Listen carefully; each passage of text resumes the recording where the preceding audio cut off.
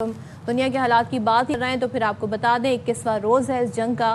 Through out the رمضان یہ جنگ جاری رہی اور کسی لمحے بھی ایسا نہیں لگا کہ اس میں کہیں ڈی ایسکلیشن کی صورتحال بن رہی۔ کچھ بیانات ڈونلڈ ٹرمپ کے آئے تھے کہ جنگ جلد ختم ہوگی، لیکن اب ان کے ہاتھ میں معاملات نہیں رہے ہیں۔ انہوں نے جنگ شروع تو کر دی ہے، لیکن وہ اس سے واپس کیسے پلٹیں ہیں کیونکہ اس میں ان کو سبکی اور امبیرسمنٹ کا سامنا ہوگا۔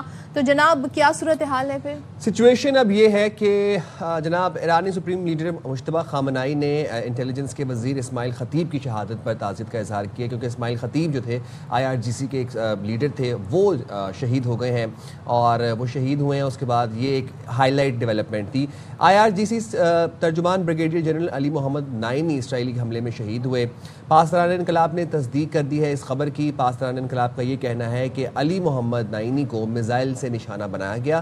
کچھ دیر پہلے بریگیڈیئر جنرل علی محمد نے یہ بھی کہا تھا کہ ایران اب بھی میزائل بنا رہا ہے تاکہ نتن یاہو کے اس دعوے کا جواب دے سکے کہ ایران اب مزید میزائل بنانے کی صلاحیت نہیں رکھتا۔ اچھا جی، اب ذرا وار سچویشن پہ مزید آپ کو بتا دیتے ہیں۔ حیرت انگیز کچھ ایسی باتیں سامنے آتی ہیں۔ پاسداران انقلاب کا دنیا کے سب سے جدید جنگی جہاز جس کو F-35 کہتے ہیں، F-35 کہتے ہیں، اس کو نشانہ بنانے کا دعویٰ کیا ہے۔ یہ پہلی بار ایسا نہیں ہوا۔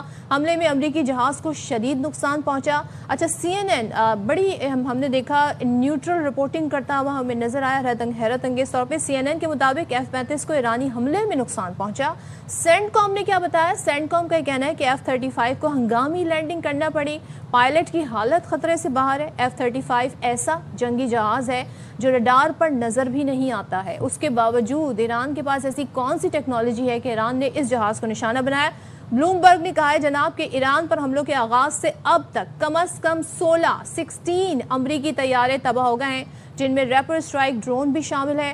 حملوں حادثات میں بری طرح سے تباہ ہونے والے نصف درجن دیگر طیارے بھی شامل ہیں۔ اور آپ کو یاد ہوگا پچھلے دنوں جنگ کے آغاز پر کویت نے دوستانہ فرینڈلی فائر سے 3 امریکی F-15 طیارے مار گرائے تھے۔ ایک C-135 ٹینکر تباہ ہوا تھا، ایندھن بھرنے کے دوران تباہ ہوا تھا اور 6 افراد اس میں ہلاک ہوئے تھے۔ دیگر 5 KC-135 کو بھی سعودی عرب میں ایرانی میزائل حملے سے نقصان پہنچا۔ تو اگر اب یہاں پہ یہ کہا جائے کہ کون یہ وار لوز کر رہا ہے تو وہ آہستہ آہستہ نا کلیئر ہوتا جا رہا ہے، کس کو نقصان ہو رہا ہے، کس کو عزت کا، کس کو ڈالرز کا نقصان ہوا، یہ چیز بڑی کلیئر ہے۔ اچھا اب ہو کیا رہا ہے؟ اب ہو یہ رہا ہے کہ پہلے جب اس جنگ کا آغاز ہوا تھا تو ہم نے دیکھا کہ میزل جو تھے وہ ملٹری بیسز کے اوپر آ رہے تھے، ہوائی اڈے، ملٹری بیسز، ایمو ڈیپوز جو تھے، ایونٹری سی ایمو کی، وہاں پر آ کے میزلز گر رہے تھے دونوں طرف سے، ایران کی طرف سے بھی اور امریکہ اور اسرائیل کی جانب سے بھی۔ لیکن اب ہم دیکھ رہے ہیں پچھلے 2 روز سے یا 3 روز سے، آج 21واں روز ہے جنگ کا، اب ہو کیا رہا ہے کہ ایک دوسرے کی آئل تنصیبات، ایک دوسرے کے انرجی ذخائر، آبی ذخائر، ایک دوسرے کی گیس فیلڈز،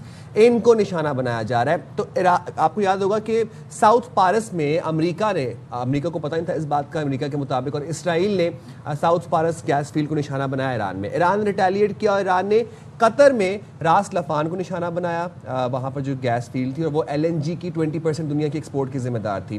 اس کے بعد آج ایران نے کویت میں حملہ کیا اور کویت میں جو گیس فیلڈ ہے، جو آئل ریفائنری فیلڈ تھی، اس کو نشانہ بنایا اور بہت نقصان ہو رہا ہے۔ یہ دنیا میں آپ کو پتہ ہے آلریڈی ایک بحران چل رہا ہے خام تیل کے حوالے سے، پیٹرولیم مصنوعات کے حوالے سے۔ Now what is happening is کہ آئل تنصیبات کو یہ جو ریزروز ہیں نا یہ بڑے لمیٹڈ ہوتے ہیں اور اس کی پلاننگ ہوتی ہے۔ اگر یہ تباہ ہو جائیں تو پھر ان کو بلڈ کرنے میں کئی سال لگ جاتے ہیں، پورا ڈیکیڈ لگ جاتا ہے، اور ظاہر ہے جو ریسورسز ہیں جو سالوں سے محنت کر کے بنائے گئے ہیں ان کی حفاظت کے لیے بھی بڑی تمام تر تیاریاں اس کے باوجود ہی ہو رہا ہے۔ بات لیتے ہیں دفاعی تجزیہ کا، ایئر کموڈر ریٹائرڈ خالد چشتی صاحب ہمارے ساتھ ہیں۔ تھینک یو سو مچ خالد چشتی صاحب ونس اگین ہمیں جوائن کرنے کے لیے۔